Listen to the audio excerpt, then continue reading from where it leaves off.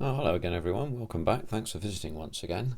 Back we are to the Kotare 132 scale Spitfire.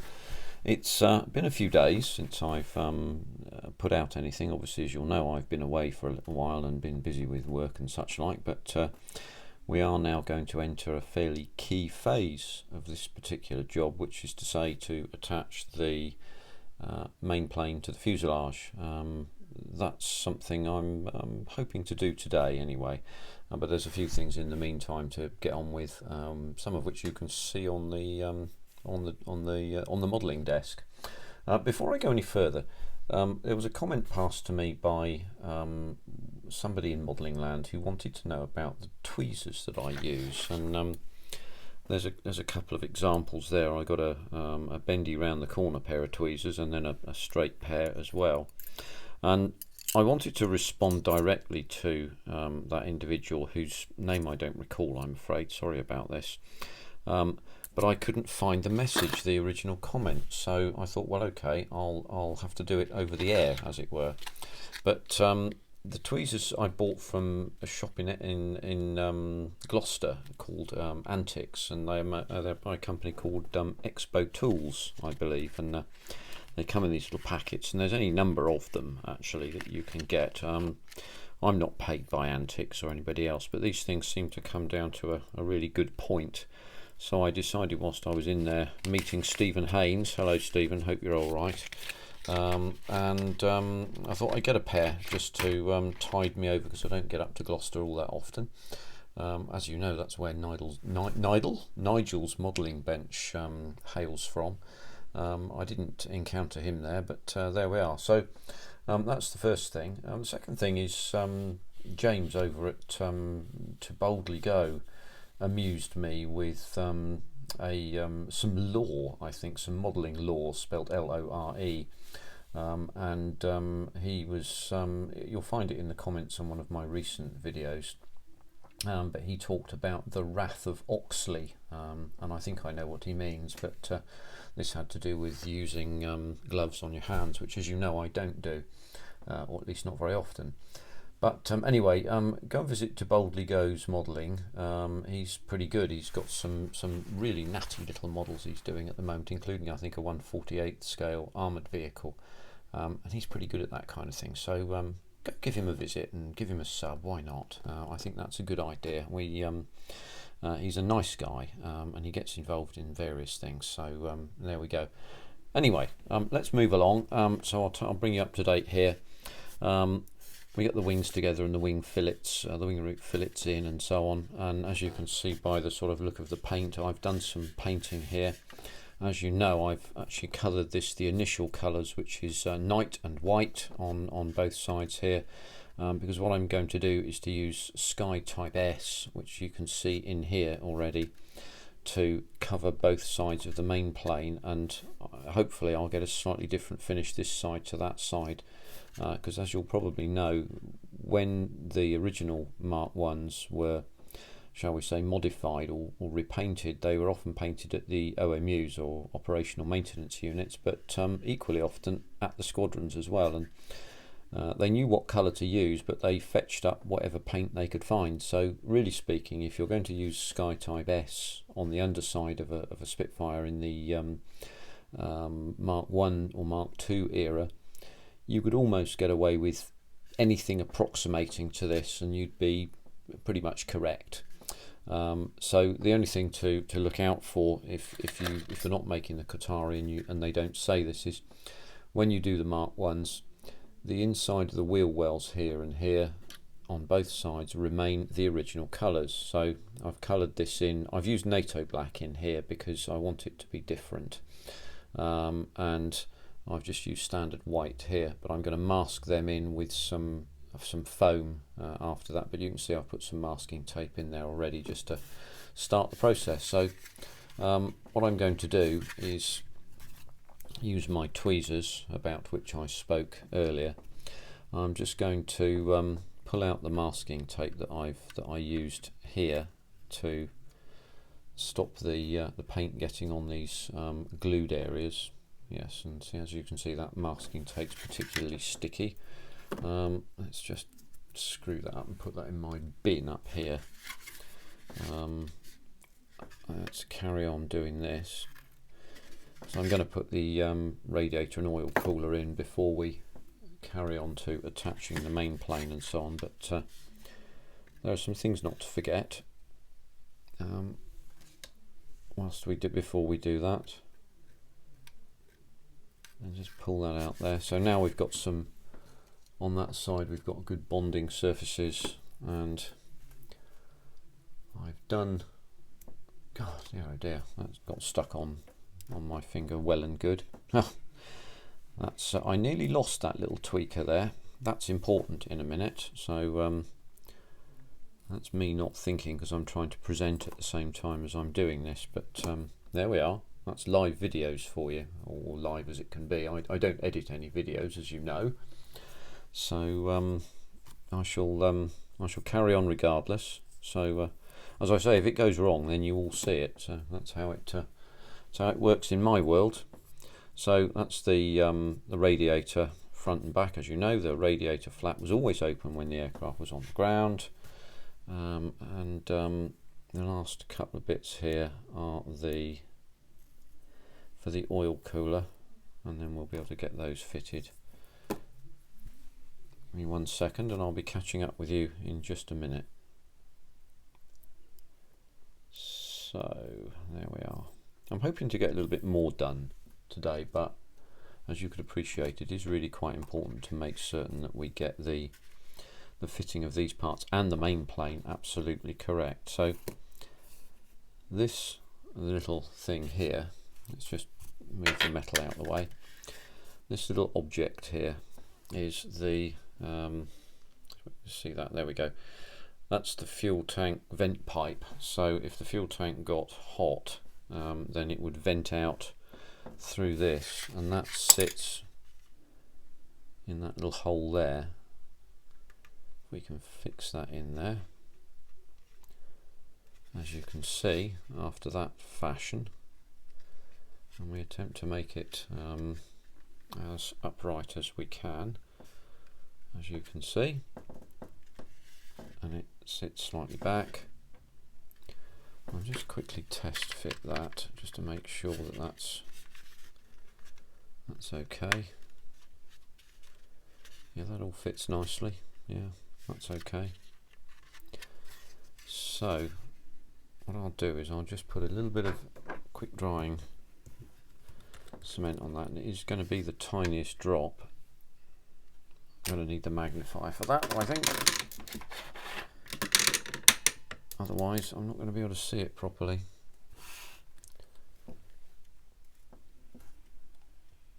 So I'm going to go in at the back.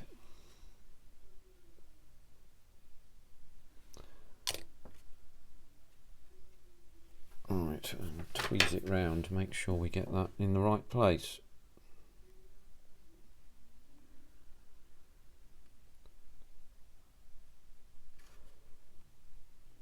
There we go, I think that's about right. Let's zero back out again and move my little light out the way. So we should be okay there. The other thing to just point out is you can, if you wish, you can add extra detail onto the rear side of the vent here, the radiator vents, and you put little 0.5mm bars in there. And I've used brass rod to do that rather than plastic rod. Didn't have any 0.5mm plastic rod, so no need for that. So that, again, that seems to fit in pretty well. What I can then do is, again, little dabs of quick drying. Right, first of all I'm going to have a quick look at this just to make sure we get this separation between that side and that side as good as we can get it.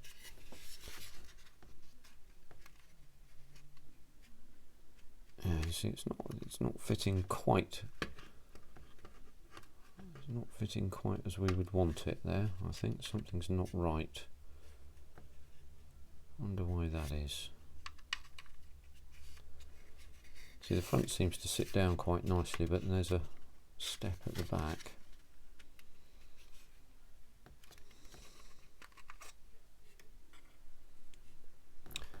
wonder if it's some paint on that.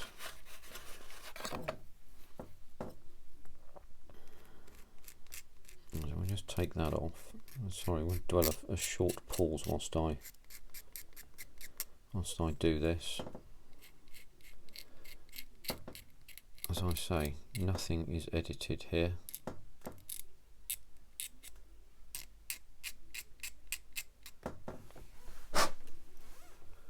And we'll see where we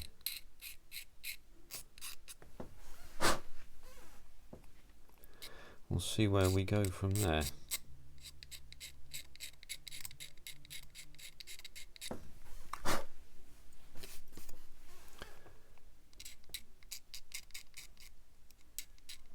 There has been a little bit of an overspray, as you can see.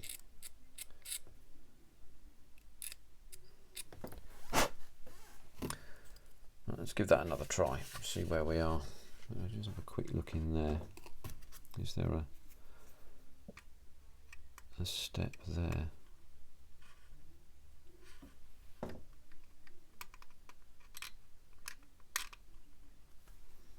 It's not a step, that's part of the moulding. Now you can see, interestingly, you can see there where my piece of masking tape has come over and impinged upon my painting. That's something to be resolved later, eh? See, that clicked in with a nice. See, that goes in there like that, and then something's interfering here.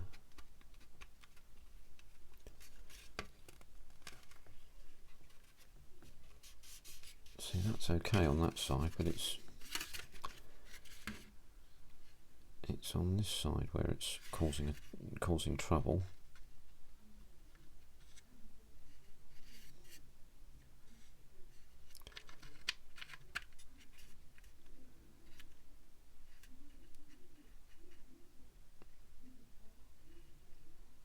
Yeah, see, that one's flush down there, but this one's standing proud. If I push it down hard, then it fits in okay, but not great. That's quite odd. Don't quite know what to do about that.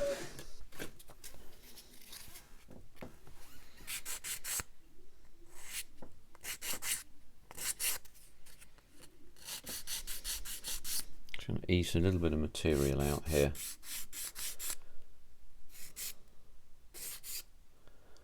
See what we can do. Make that fit in.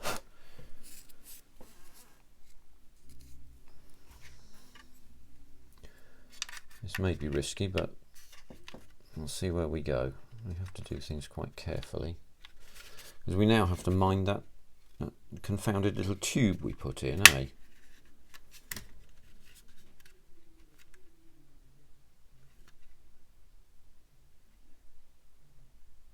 Let's fit down a little bit more.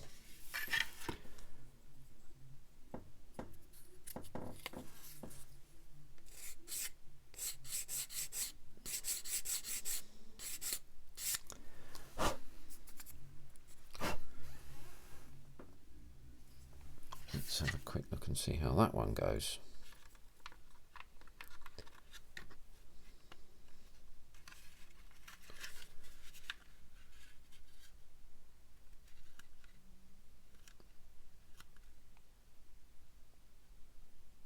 Yes, that's not quite there. I fancy it to be a little better, but not a lot.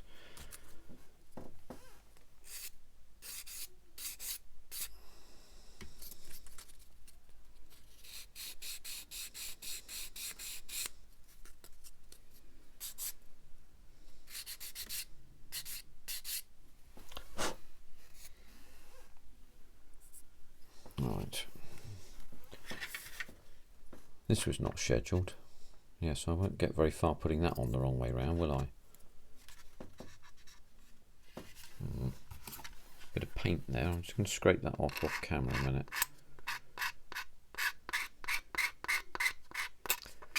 I think the gap is, or the gap that we're getting is more than a layer of paint, but it's worth doing that, I think.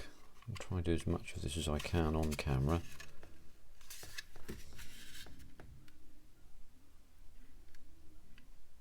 Yeah, see, that's still not there.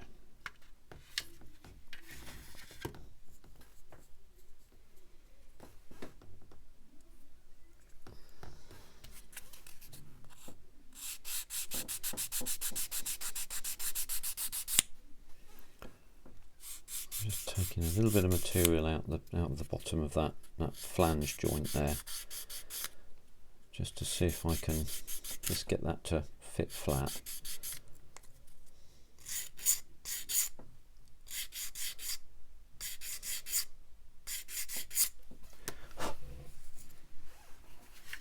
I'd like it to be able to, for myself as much as anybody else.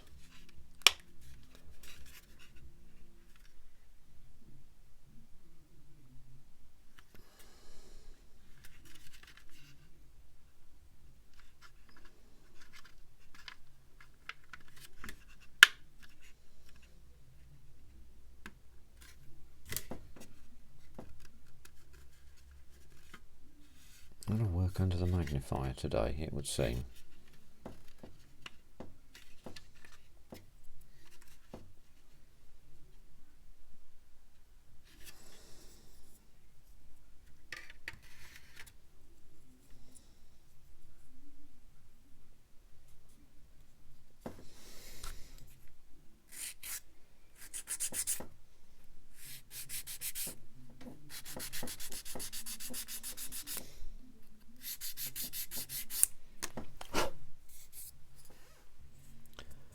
Now, when I test fitted this before painting it, I didn't need to do any of this. Now, it may be that I didn't notice the gap. Let's try fitting this from the other side and then dropping it in.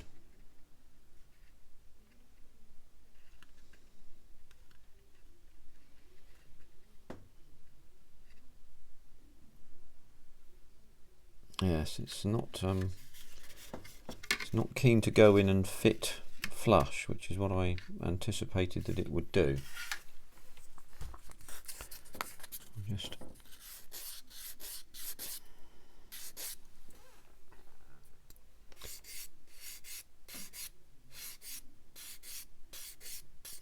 this is 400 grit, so it's really very smooth.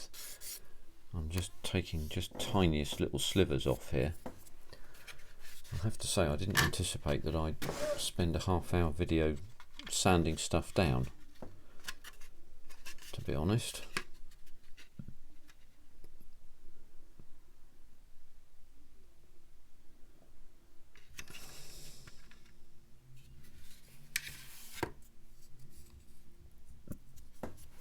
Let's try that one more time.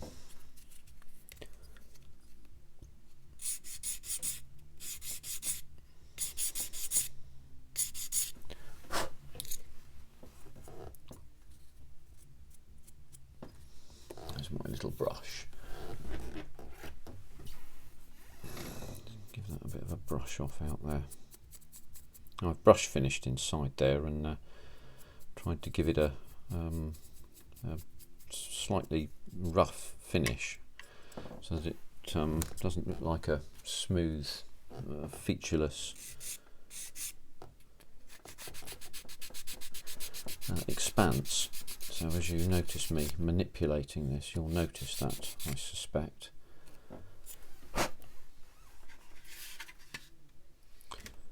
Try that one more time. Just keep trying until we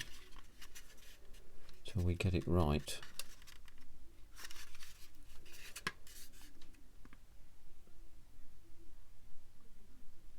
I don't know, I'm trying to convince myself it's getting there. I think the step isn't as big as it was. Oh, no, there's that oil cooler disappeared off into the distance there. We'll put that up there out of the way, shall we? Don't know whether this is particularly good for you. Let's just move this up out of the way. You can see a little bit more of what's going on there then, can't you? 400 grit there.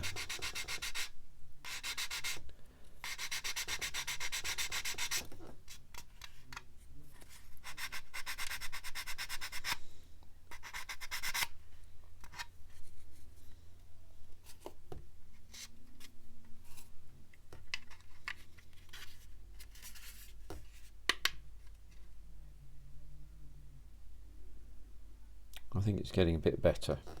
I think we are winning the day here, everybody. Although I have to say, as I said, I didn't expect to have to do this. Let's go 240 again, as it were.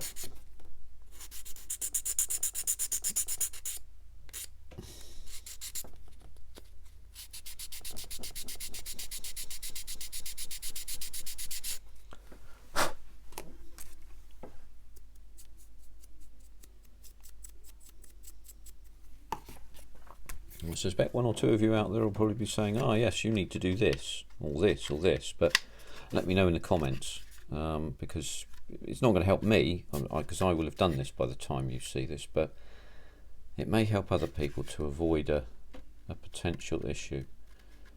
Yeah, that step's getting smaller now. I've obviously discovered how to make some progress here.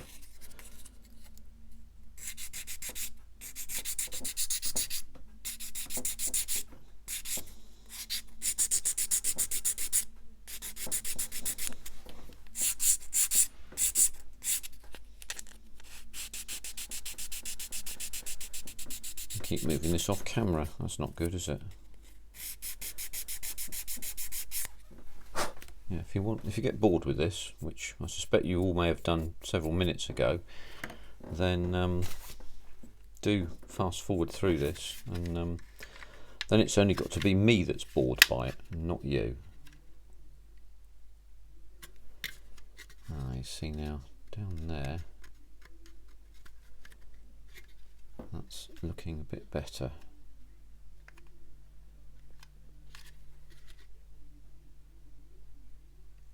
I don't know whether you can see that very well, but there's the steps getting smaller. So I'll keep carefully easing this out.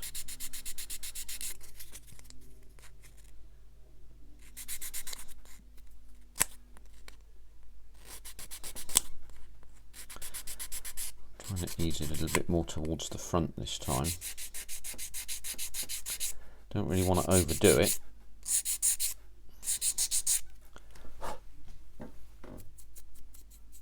Just brush the dust off. The sanding sure as blimmin' hell gets dusty, doesn't it?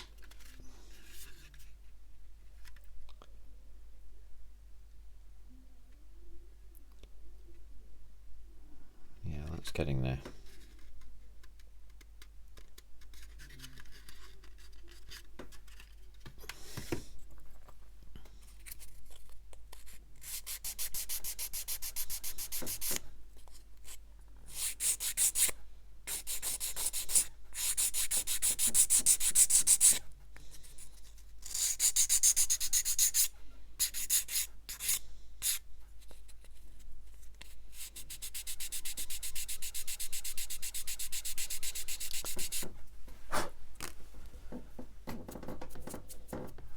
I suspect that no one else will have this trouble. I don't know whether they will or not, to be truthful, but I'm hopeful that they won't.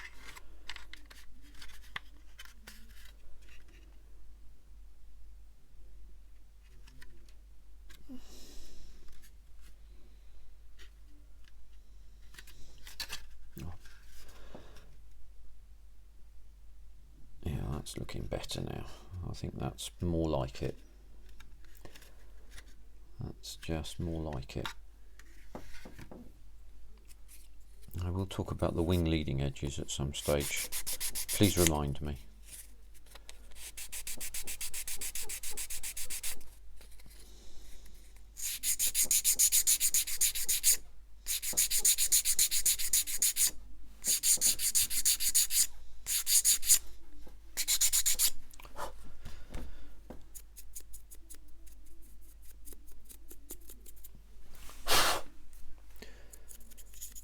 Yes, lots and lots of dust. Don't want all that dust.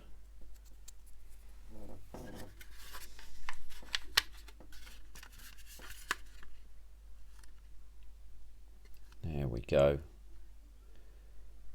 And we're there now. We got it. So what I'll do then is I'll use a bit of extra thin quick setting. What I'll do, I've got to go under the microphone. Go under the microphone. Go under the microscope again so that I can see it at least.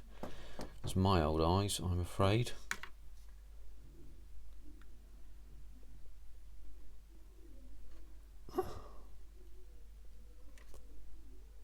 Don't allow me to see very much. Now obviously I'm going to paint over the top of this, but still I want to be careful with the glue.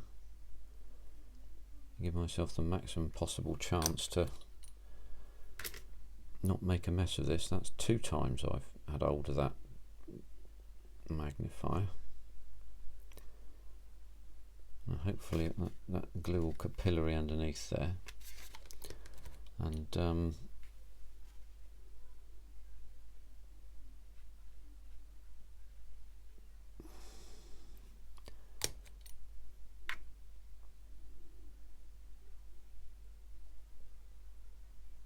hold that in place with any luck. Yeah, there we go. Well, that was unscheduled. Didn't expect to be in a position where I was going to have to sand stuff down and fit stuff. So when I test fitted that off camera, it seemed to be perfectly okay. Yeah, there we go. So that's the radiator fitted, complete with its fuel vent pipe and its tail stalks at the back. Right, where's that other bit? This is the oil cooler. I've painted the inside Sky Type S because I suspected that ground crew's arms would be able to reach inside there. And yeah, once again, we'll have a quick look at this before we fit it. That, of course, fits absolutely. It looks like there's my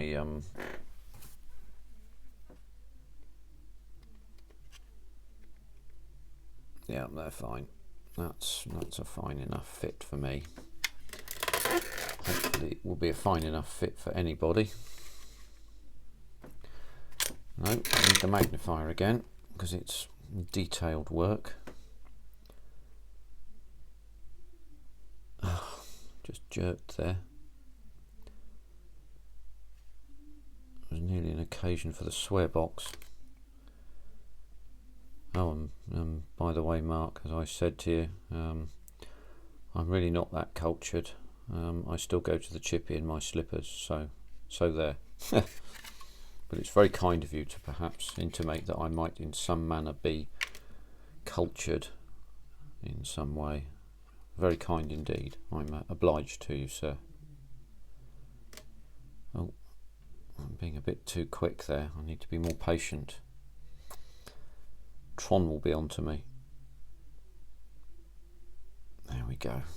I'm going to paint over it anyway, but hopefully that won't show my bit of carelessness there.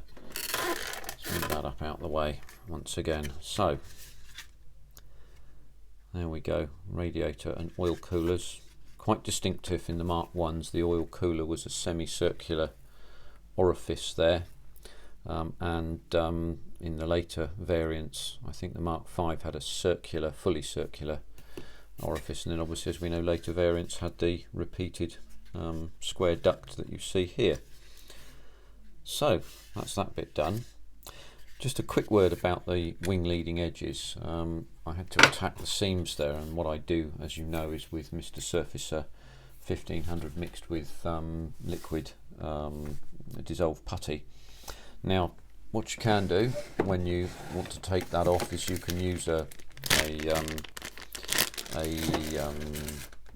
cotton bud. You can get soft ones. Those are shaped ones. Those are from Tamiya. But I would say on a curved surface like this, actually using a curved object is going to make it rather difficult, because you're looking at effectively two tangents. So I devised another method which I shall show you. So what I did was use a piece of sprue like this and wrapped a piece of kitchen towel around it and soaked that.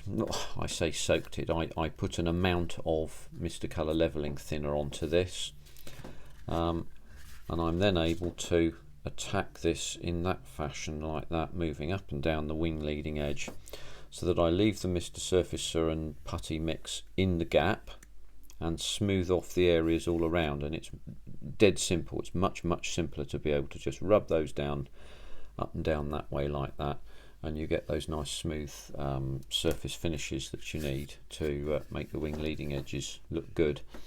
And I think that's achieved the aim there. So we'll just let those two items dry a minute and just consult our instructions, or book of words as I heard it described not very long ago. So section 10, radiator and oil coolers, and putting in the rigging rods as well. The next thing is 11, which is the bit I suspect you've all tuned in for, which is this attachment here. So without further ado, let's get on with that, shall we? So the key here is always in these, I think in these models, is to get the rear section done first and get it taped in, as it were. So what I'm going to do with that is just exactly that. Now what you may find, and I certainly found this, is when you're fitting this these two sections on, you push the wings that way towards the back of the fuselage, and then just bear gently down on this, and then sometimes, which as it happened to me right at the end of the last show, that doesn't quite fit, and all you do, as you see, that's just fit there, is just slightly bend that wing down, and it just allows those joints to make. And as you can see, they fit in very nicely with the minimum of pressure.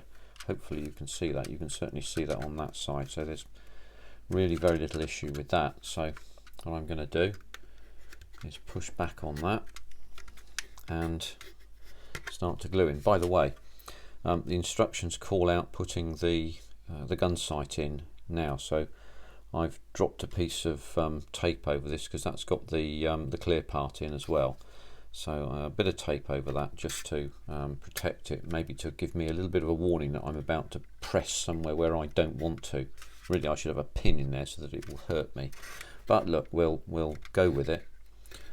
So what we're going to do is bear back on this, apply pressure from this area and hopefully that area as well.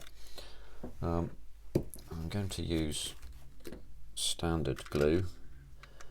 Word on the street is it's stronger, and again you have to be very careful with this section here as well. So you've really got to have your wits about you on this one, or should I say, I'll really have to have my wits about me with this one. So what we'll do is we'll set to.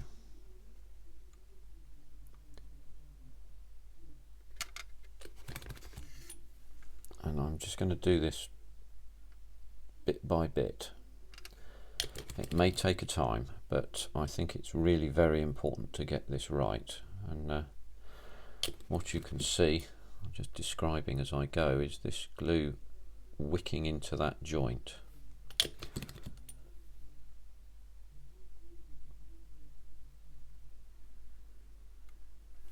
I'm going to hold that now for just a short while.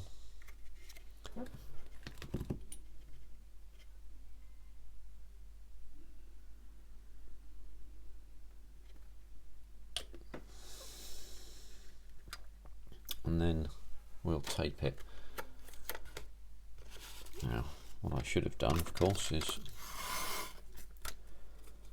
have the tape ready, but that's okay.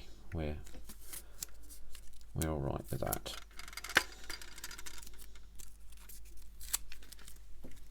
You see, that's just leapt out at the front there, but look, that's okay for the minute. We're not in in a difficult position with this, because what I'm going to do is to tape that down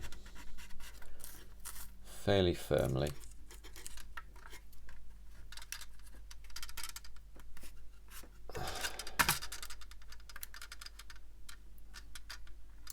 There we go. Right. Oh, I can't support that under that, can I? Donut.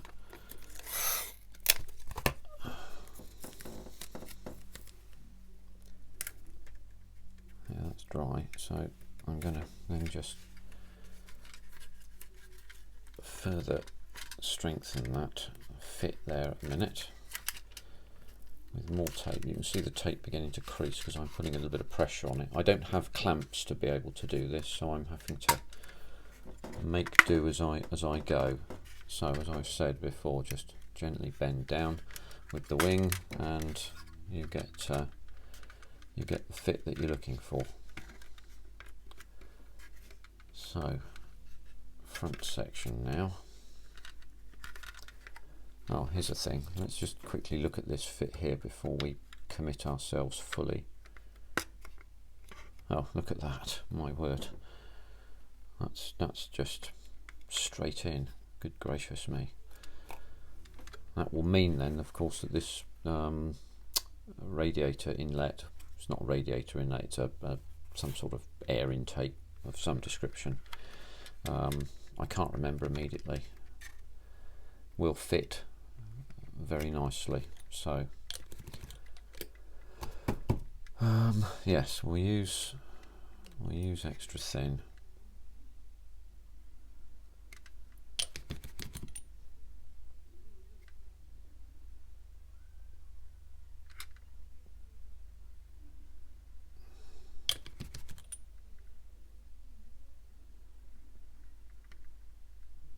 I hope you can see. Well, actually, the wing is getting in the way here. Didn't see that until just a minute ago or a second ago. I don't know if you know this, but the camera is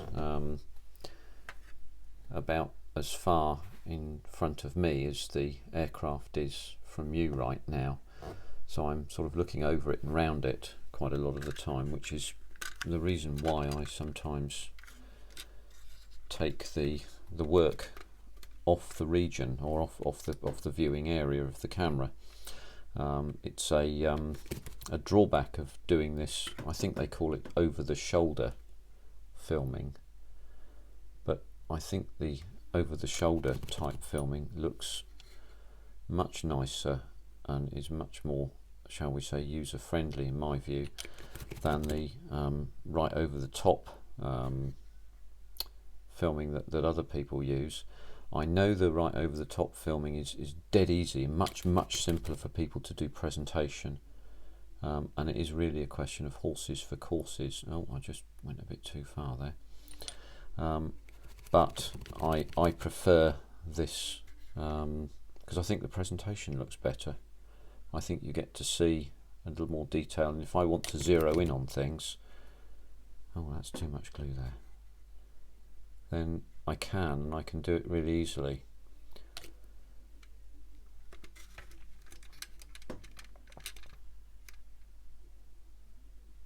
Yeah, so I'm just going to hold that for a minute. So as I've gone back this seam here, I can just see some wickage of the glue. I want to try and give this the maximum opportunity to sit and fit that I can.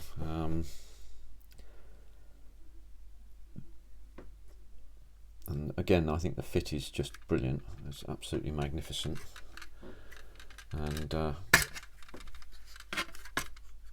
going to go back through the other side of this. Just move my light just a little bit so that you've got a little bit more view of this.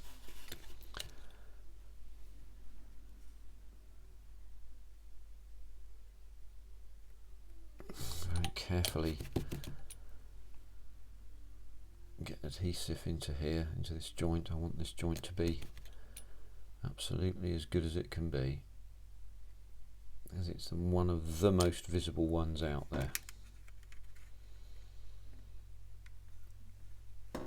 That's the moment it's looking all right, I think.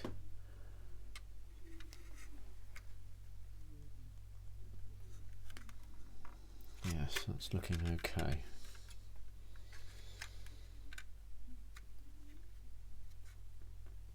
Now I think this will be under some pressure, so I'm going to have to take that up. But what I'm going to do is I'm going to drop that in. Do the Zeus fasteners match up. The joint matches up fore and aft and port and starboard, both sides. This looks better this side than that side, but it's the same. It's just because one side is dark and the other is not. I think that's going to be my excuse anyway. But under paint you won't notice that, I'm going to say. As you can see, I've put the undercarriage legs in early, and they're not getting in the way, is my honest appraisal of that right now. So what we'll do then is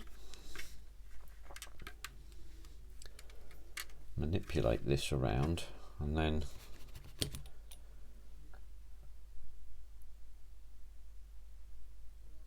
start to get some glue into that joint there.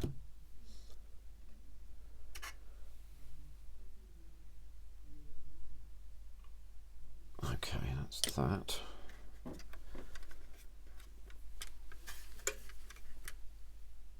Do the same on the other side. Oh, lots of glue there. That's not what we want, is it? That's better. Nice and carefully. I'll take another pass with that. Watch the glue wickage. There's a little bit too much glue on that surface, so I'm going to have to just be careful with that for a minute whilst I allow that to just dry off. This is looking okay so far.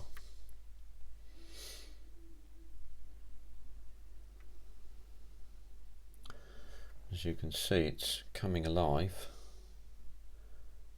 Oh look, haha! I need to do some work with Mr. Surface. Sorry, Mr. Colour Leveling Thinner there. Can't believe I've missed that. That's embarrassing. I'll see that. Hang on a minute. Oh, crevice. That's not good, is it? There we are. Right. That's both dry. So let's just take that up there a minute.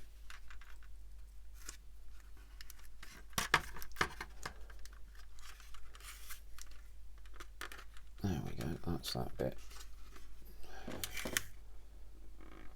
The next time you see that section of the cowling at the front there, that'll all be done.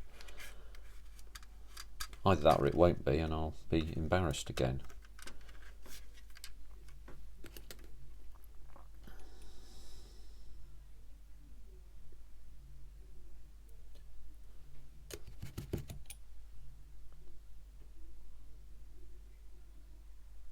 There we go.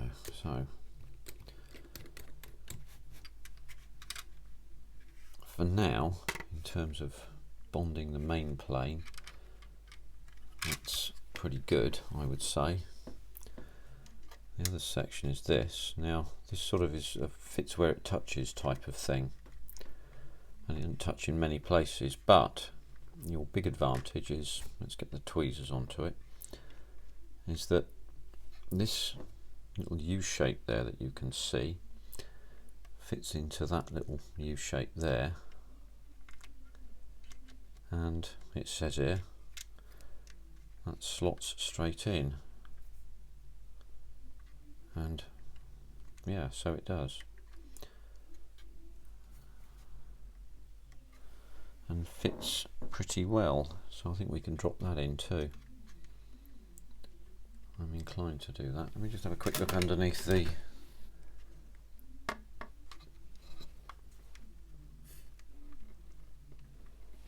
Sorry, just me off camera a minute while I just have a quick look at this.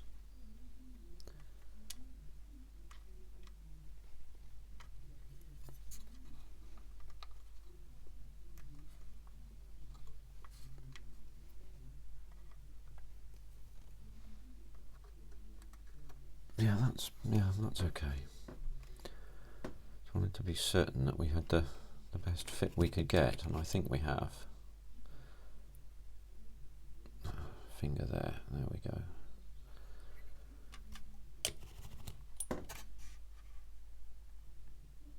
There we go, not the wickage that we wanted. So, that's that. And let's move the glue out of the way and do the good housekeeping.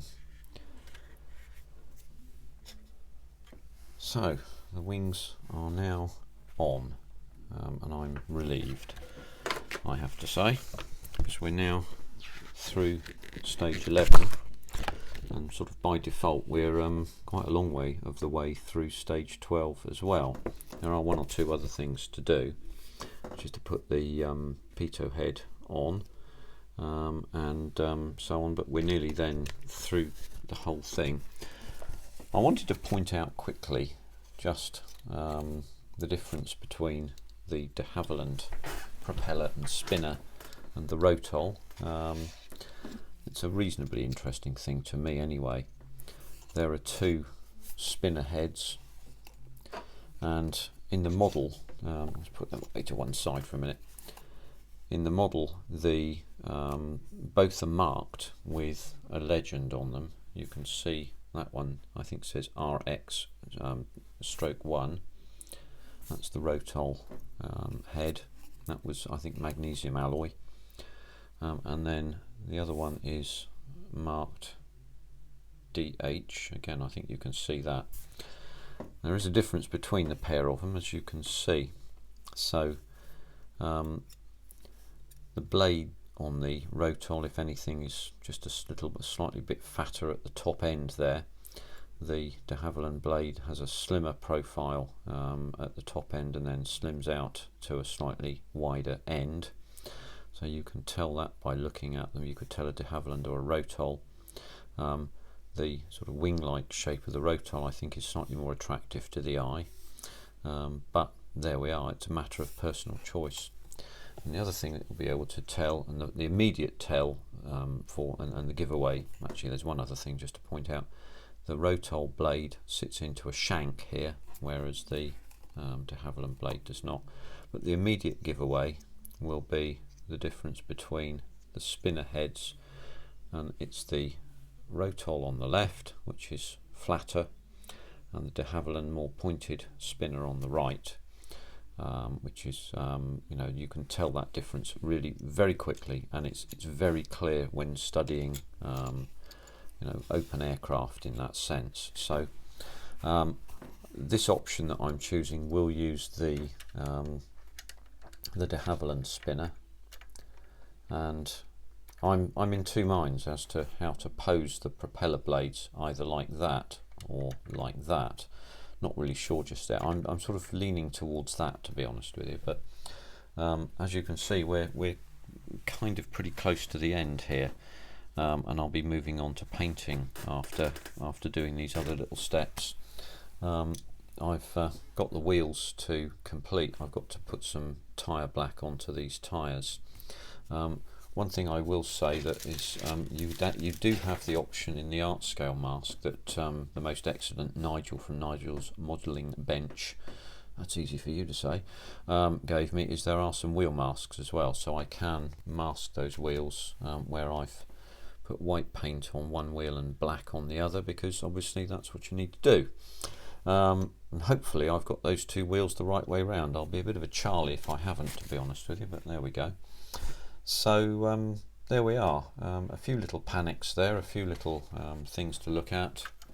I'll take the propeller and spinner off for now, but we're through to a nice stage, I think, at this point, and shortly be in a position to put some paint down and put some masks on the clear parts, and we'll be we'll be finished and on to the next one. But let's not talk about that until we finish this. And once again, thank you all very much for coming along and watching today. I think this was a longer video slightly, but I hope that you'll enjoy it. And I'll look forward to seeing you on the next one. Thank you to everybody subscribing and coming back again and again. It's very kind of you. I will make the videos as interesting as I can make them for you. So there we go. Thanks very much indeed. Take care for now and see you on the next one. Bye for now.